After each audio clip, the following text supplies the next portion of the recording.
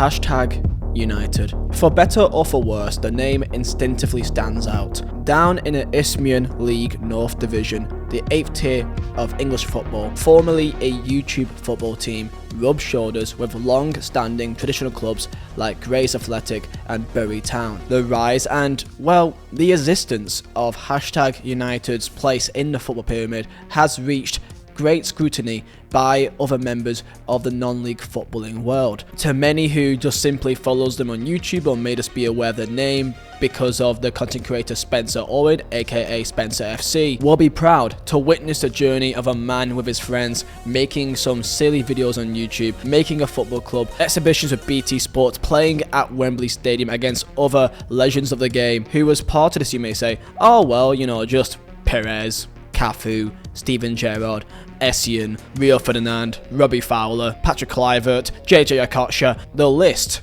can genuinely go on. The transition of Spencer Owen and his team, turning them into a legitimate football club in the English football pyramid, is incredible. However, as I said earlier, this does come with some problems. In today's video, we go into the controversial rise of Hashtag United. If you guys do enjoy, make sure that you subscribe. Only 80.6% of you guys are not subscribed to the channel, so please do so. Let's hit 2,500 likes, and I hope you guys do enjoy. But of course, a sponsor of the channel, long-time sponsor, U7Buy. If you play FIFA 23 and want to improve your team but not go for the effort of actually playing the game, then make sure to go down below in top of the description to U7Buy. And make sure at checkout to use code Vizeh for 5% off. In the summer of 2018, Hashtag United joined the 10th tier of the English footballing pyramid. Instantly when joining the 10th tier of English football, the FA reached out to Spencer Owen demanding that they will change their name, claiming that because there's no place name in the name of the football club that it cannot be given. Spencer Owen's response back was,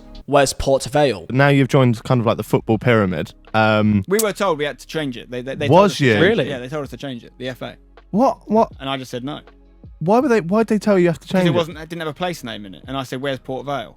And they were like, oh, funny you mentioned that. Port Vale's not a place. Yeah. And the league we went into, bear in mind it's the 10th tier of English football, had a team called Fire United, right? Had a Portuguese team called Lopez Tavares. Yeah. So I said, where's that? They went, oh, it's a place in Portugal. And you haven't done your research. It's the name of the chairman.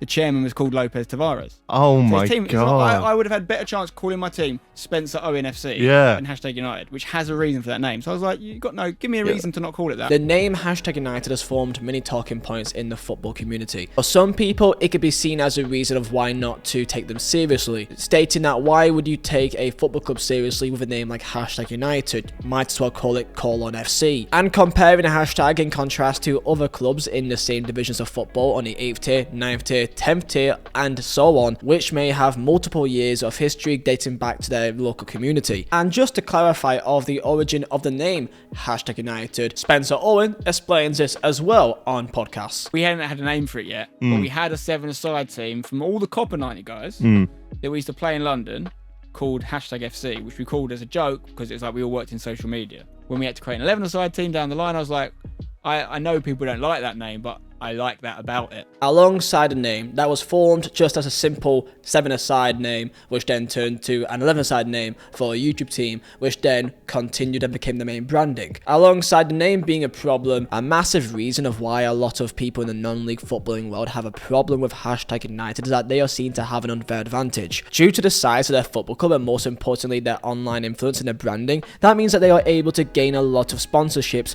that other clubs will never have a dream of. Hashtag are different to most non-league clubs, which rely almost exclusively on gate receipts entering the game. They've enjoyed the backing of high-profile sponsors like Adidas, Football Manager, and Lucozade over the last few years. Supporters can also pay £5 a month for access to live stream games, a privilege that many football clubs in a non-league level can only dream of having. And here lies, in my own personal opinion, the jealousy of Hashtag United to the non-league footballing world. It's seen as unfair and seen as unethical for a side to have such an advantage financially compared to the rest of the pack, due to reasons that is outside of their control. Therefore, many football clubs claim and accuse of Hashtag United of sandbagging on the competition by bringing in footballers that that would never play at their level if it was not for what they can offer to them, if not financially, but for clout on social media, being part of a massive platform on YouTube, Instagram, Twitter, etc., and benefiting themselves personally. Now, Spencer Owen, the chairman and the owner of #United, has been consistent for many years that the wages that they offer the players that they have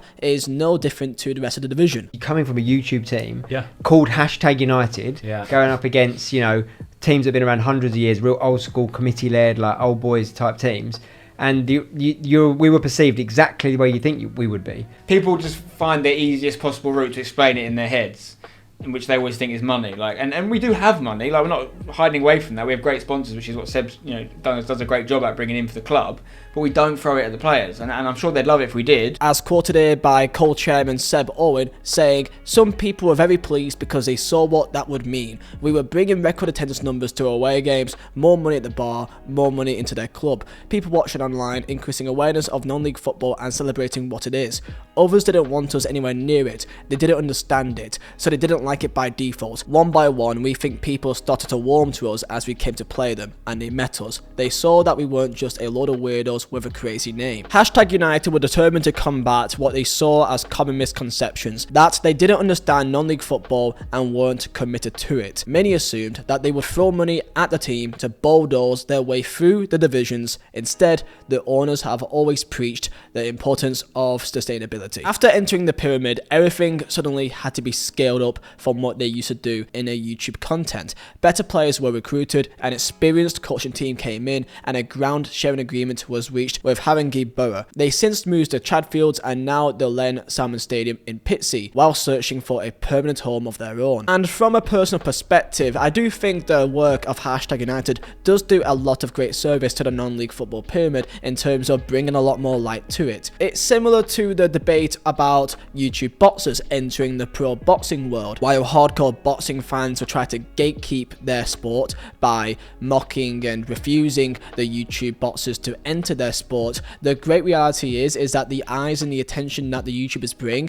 not only bring more money into their sport and more opportunity, but also a much larger audience. And that audience can be used to have more people interested in water boxing by actually getting involved in the sport themselves or by watching and keeping up to date with it. The same conversation can be had with non-league. I'll be completely honest, up to the age of 18, I never watched a single game of non-league football other than the Sunday league teams. Being a Burnley fan, I never felt the need to go to my local non-league team of, let's say for example, Bamber Bridge Football Club to go watch a game. I just never would feel the need to. But by watching the stories and the development of #United in the non-league world has inspired me and many other people to keep an eye on the non-league world and actually go to games and have more of an interest into it. As quoted here by a #United fan, Alfie Howden, saying, "That's one of the main reasons why I enjoy non-league football so much. You have a direct connection, not just with the fans like you have on any other level, but also with the players. You get to know them, and they get to know you. And that's quite fun." Alfie disclosing one of his experiences at a #United game. "I instantly fell for the idea and really enjoyed it. I got chatting to Spencer's mum and met Spencer that evening, which was really nice. I walked into that game with an attitude of, we'll see what happens. We'll see what they're like and what's going on. To go from that to having a close-knit group of friends that I chat to on a regular basis, seeing this community grow through the seasons we've been here and being a part of that is special." For a new generation of supporters whose love of football has often been shaped by social media and gaming, #United has come along at exactly the right time. It's been a key to the club's success so far, with popular series based around competitions to unearth a new player or a new esports star, and an emphasis on behind the scenes content and letting the players show their personalities. #United are seen as a trailblazer to the footballing world, of using their social media presence to reach out to sponsorships to improve the team. Alongside that, also form a greater bond between the players and the fans by getting them involved with each other on a daily basis, using YouTube, Twitch, Instagram, Twitter, making not only the club but the players easily accessible for fans to feel like they are a part of something and that they actually know them. For large football clubs in the current footballing world, in the 92 of the Football League, it's harder to get into those type of spaces and form those relationships because it's more about the original media that they are used to. Hashtag is quite different because they are relatively a young, brand new football club born into the social media era, who have simply taken a traditional form of what it's like to be a football club but put that digital spin on it to make it more accessible. And for a club at a relatively low tier, currently in the 8th tier of English football, Hashtag's global reach is unprecedented. Fans have travelled from as far away as Iceland, Brazil and Australia to watch games, and the online fan base has only served to propel the expansion of the club. As quoted here by co-chairman Seb Owen, we've got over 500 footballers from the age of 4 upwards, boys and girls. We've got our own youth facilities. More than 40 football teams represent Hashtag United. We've got a men's team who are the most popular and well known, but our women's team play at an even higher level in the 4th tier of English football. It is really important to highlight this point of their impact not only on the men's game but also onto the women's game as well. Hashtag United are currently top of the league in the 4th division of women's football in Division 1 South East Division. They are currently top of the league in the same division as QPR, Norwich City and also Wimbledon. If they get promoted this year, then they could be in the 3rd tier of women's football and only be 2 tiers off the current Women's Super League. Their impact on the women's game and bringing more light by also publicising their football on their YouTube channel alongside their main content is also massive for the women's game and cannot be underestimated. Alongside that, Hashtag Uniteders took great advantage of their social media presence by giving kids a chance to represent themselves and to make a name for themselves in the world of football. They created the Hashtag Academy series, giving any young lad a chance to trial for the football club, get a chance to put themselves out there in the world of football and potentially play for the team. One of the greatest examples is Scotty Pollock. 5 years ago, winning Series 1 of Hashtag Academy, a series on the channel, thousands of young lads looking for a chance to make a name for themselves in the world of football, a opportunity that can only be seen as a dream for many young footballers. Scott Pollock went on and played for Hashtag United as part of their series and then went and signed a pro deal with Northampton Town. During his time at League 2 Northampton Town, making 18 appearances and scoring 1 pro goal. During his time went out on loan to St Neots Town and Boston United, and currently now playing in the National League North for Boston United, doing absolutely fantastic, playing 24 times this season, scoring 14 goals. Now I am not here to say that if it was not for the Hashtag Academy series that Scott Pollock would not be playing for Boston United and playing at pro level, as it is fair to add in that he did have a trial at Leicester City before playing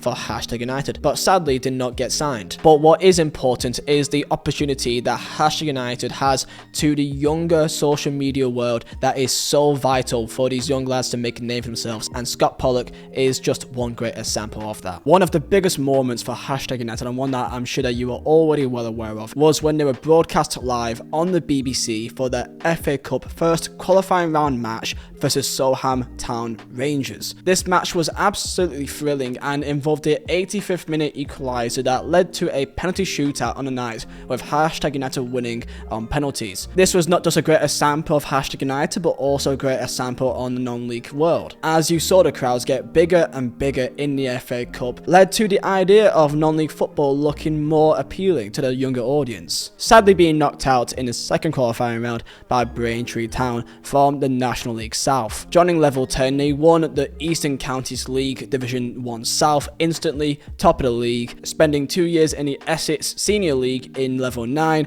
and getting promoted in their second year during the COVID year of 2021, spending their first year in the Isthmian League North Division in level 8, finishing 8th place and currently, as of right now of speaking, 2nd place in the league. In their current ascendancy, there's no reason to say that they cannot be seen as a National League team within the next 5 years. If they continue their form and indeed do get promoted, then they will be in the 7th tier of English football, only being 2 tiers off being a fully professional team. And if they do manage to get promoted from that division, then they will enter into the National League Premiership, the 5th tier of English football, and then of course if somehow they make it through, then they will be in the Football League of the EFL League 2. Now, of course, this all seems quite easy, and currently, as of right now with their form, it looks like they're doing quite well. It's from what I've seen, doing nothing that is seen as particularly unethical in terms of the rest of the division. Yes, I cannot deny that they will be seen as a very appealing club in their league compared to the other clubs because of the social media and the reach that they can get from being part of the club. However, in terms of financially, I've seen nothing that gives me reason to believe that they are being paid much extra than any other player that's in the same league. Of course, news broke in the summer that Akinfenwa actually played a game for #United for a one-time game only, with the likes of other retired footballers such as, for example, Ben Foster saying that he would also have interest of playing for them as well, and that can lead to the debate of, is it fair for them to get these players that would never drop down to this division if they did not know them? My main response to people who has this belief is that it's not a completely rare thing to see players who played at a top level of pro football drop down to the non-league level when they get older in their career. For example, in the recent years, we've seen the likes of Ricardo Fuller play at non-league level playing for Nantwich Town. Another example was Ross McCormack that played for Aldershot Town. And how can we forget fucking Edgar Davids played for Barnet. Edgar Davids played for Barnet in the Skrill Premiership. Just highlighting that even if they do bring in a player like Akinfenwa or a player like Ben Foster on a full-time basis, even though that's not actually fully happened yet, it is not particularly a unprecedented thing. I would really like to hear your thoughts on #United and tell me, where do you stand with their involvement in the football pyramid and where can you see them being in the future? Do you see them being unfairly criticised for their involvement in the footballing world, or do you think that it is simply a time of the modern era and that other clubs should simply evolve and adapt to the modern age and not cling on to the past? #United are a part of that online digital evolution, even as they try to build the match-going fan base that has historically come first. For now, smaller crowds, usually around 200 to 300 people for home games, help generate close ties between the club and its supporters, while at the same time documenting every single step of the way, game by game, through the community, through the academy, through the women's team and through the men's team, of their growth into the English footballing world. Understandably, with continued progress into potentially level 7 or level 6, that may inevitably affect this dynamic of the online presence. Will they be able to showcase this behind the scenes footballing content which so many people will demand to have? Whether it is achievable or even desirable to the club at that stage remains to be seen. I shall leave you with a quote from the current co-chairman Seb Owen saying, "The long-term objective is to have done enough stuff that makes people care about the club so that we can keep going. If we're still going in 30, 40, 50 years, that will be a success, whether we're playing in the Isthmian League or the Championship. Who knows what the future could hold? If you told me 6 years ago that we'd be doing this, I never would have believed you, and nobody else would have either." I hope you guys do enjoy. Thank you all so much for the love on the channel. It truly means a lot. I really am enjoying making this type of football essay, football investigation content. I really am passionate about it. And of course, I appreciate you guys very much. So please, if you're new here, hit that subscribe button. Again, 80.6% of you guys that watches my recent content has not been subscribed to the channel, so if you can just do a little bit of a favor for me and hit that sub button and also hit that like, let's try and hit 2,500 likes, then it truly helps a long way. And comment down below. This is a debate, this is a conversation, so I want to hear your points as well. Do you like what #United have done? Can you see them being a success in the future? Or do you believe that the current way of operating is not sustainable and will run out of interest in the future? Only time can tell. I will leave you guys with that. So thank you for watching, and I'll see you next time.